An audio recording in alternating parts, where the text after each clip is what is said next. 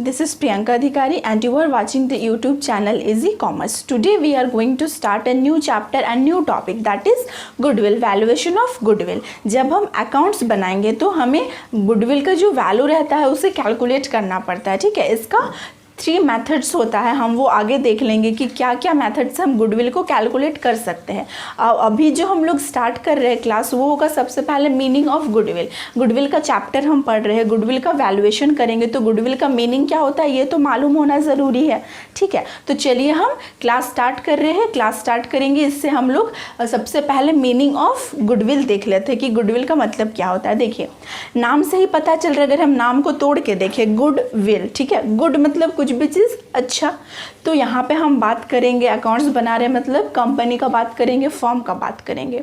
तो फर्म का जो गुड नेम, जो अच्छा नाम होता है फर्म या कंपनी को, उसी को हम गुडविल बोलते हैं, ठीक है। Goodwill is the good name और रेप्यूटेशन ऑफ अ बिजनेस, यहाँ पे लिखा हुआ है reputation enjoyed by a firm that enables it to earn higher profits than the normal profit. तो गुडविल क्या हो जाता है अगर एकदम सिंपल लैंग्वेज में समझे तो कोई भी कंपनी का अच्छा नाम या रेप्यूटेशन, मतलब मार्केट में क्या उसका रेप्यूटेशन है। रेप्यूटेशन मतलब उसका वर्किंग, ठीक है, कि हाँ कंपनी सुनते साथ हम बोलते हैं कि हाँ ये अच्छा कंपनी है, इसका प्रोडक्ट जो है वो अच्छा होगा, ये कस्टमर्स के साथ अच्छा डीलिंग करती है, इसका सर्विस अच्छा है, तो सब कुछ अच्छा अच्छा। तो ये जो अच्छा अच्छा हम बोल रहे हैं यही उस कंपनी का हम गुडविल बोलते हैं, ठीक है।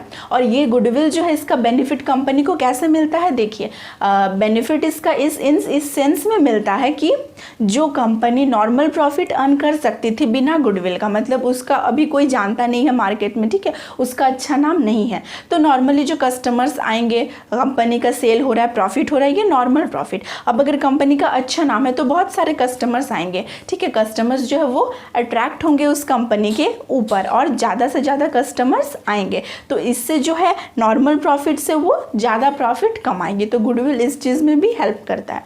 अब अदर लैंग्वेज में हम गुडविल को और कैसे डिफाइन कर सकते हैं, ये देखिए यहाँ जैसे बोला है goodwill is the reputation of the business. तो रेप्यूटेशन जो बोले, ठीक है, कि मार्केट में उसका क्या रेप्यूटेशन है, हम लोग उस कंपनी को किस वे से देखते हैं, अच्छा कंपनी है या ख़राब कंपनी है, तो वही गुडविल हो जाता है उसका। सेकंड बोला गया है attractive force which brings in customers. ये हम अभी थोड़ा देर पहले समझाए कि कस्टमर्स को जो है वो गुडविल अट्रैक्ट करता है, ठीक है, कि कंपनी का अच्छा नाम है, प्रोडक्ट अच्छा देता है, सर्विस इसका अच्छा है, तो कस्टमर्स वहीं पे ज़्यादा अट्रैक्ट होंगे। और एक चीज़ लास्ट पॉइंट यहाँ पे बोलता है कि one thing that distinguishes an old established business from a new business. एक नया बिजनेस है, एक पुराना बिजनेस है, तो जो न्यू बिजनेस अभी यहाँ पे स्टैब्लिश हुआ है उसका कोई गुडविल अभी नहीं होगा, उसको टाइम लगेगा गुडविल बनाने में, उसको नाम बनाने में भी टाइम लगेगा, अभी वो मार्केट में न्यू है तो उसको कोई पहचानती नहीं है। लेकिन जो पुराना बिजनेस है उसका गुडविल बन चुका है, भले वो अच्छा हो या ख़राब, मतलब एक नाम बन जाता है तो गुडविल बन चुका, मतलब उसका अच्छा नेम ही बन चुका है। तो कस्टमर्स जो है किस पे ज़्यादा रिलाई करेगी, उस ओल्ड स्टैब्लिश बिजनेस में। तो ये जो चीज़ है गुडविल, दो चीज़ को डिफ्रेंशिएट किया, एक पुराना कंपनी और एक न्यू कंपनी। तो गुडविल किसके पास होता है, जो पुराना कंपनी या फर्म होता है उसके पास गुडविल होता है। अब नया जब वो भी धीरे धीरे पुराना होता जाएगा तो उसका भी गुडविल स्टैब्लिश होता जाएगा। तो आई होप कि मीनिंग ऑफ गुडविल जो था वो क्लियर हो चुका है। अब हम लोग आगे देख लेंगे कि वैल्यूएशन ऑफ गुडविल, ठीक है, गुडविल का वैल्यूएशन हम कैसे करते हैं, मतलब जो वैल्यू है बुक्स ऑफ अकाउंट्स में हम उसका वैल्यू को कैसे कैलकुलेट करेंगे और उससे रिलेटेड, उस मेथड से रिलेटेड क्वेश्चंस को कैसे सॉल्व करेंगे। तो चलिए क्वेश्चंस पे आ जाते हैं। क्वेश्चन स्टार्ट करने के पहले मेथड्स देख लीजिए कि किस किस मेथड से वैल्यूएशन ऑफ गुडविल होता है। पहला मेथड हो जाता है average profit method. Again average profit को 2 टाइप्स में डिवाइड किया गया है, simple average and weighted average.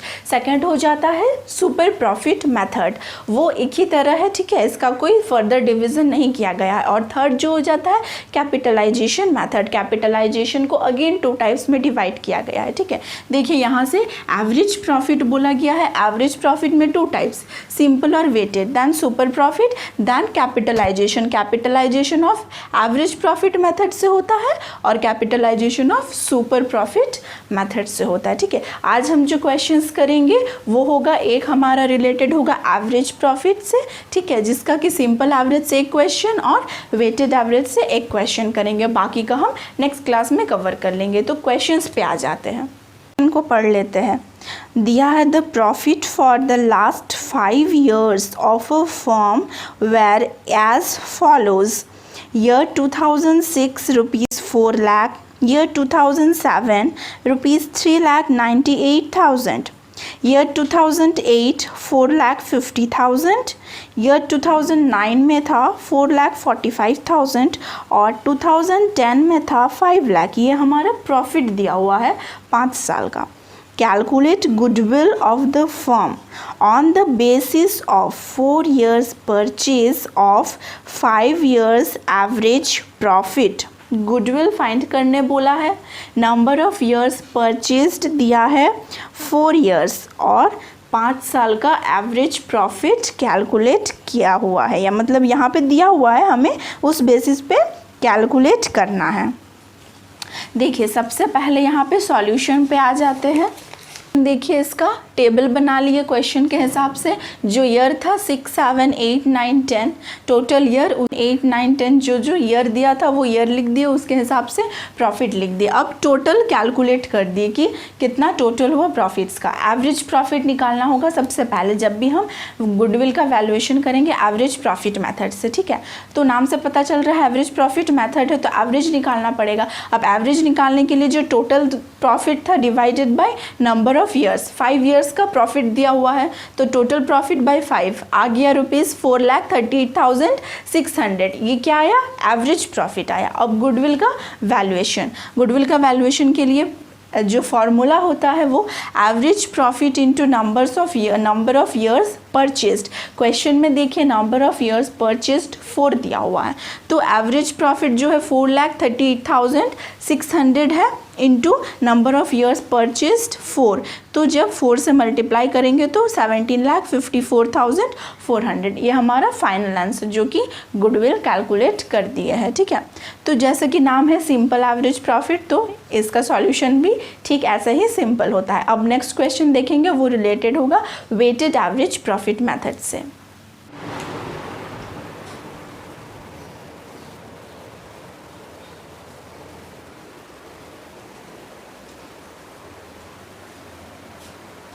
देखिए वेटेड मेथड से जब बना रहे तो उसका सॉल्यूशन वैसे ही टेबल क्रिएट कर दिए है।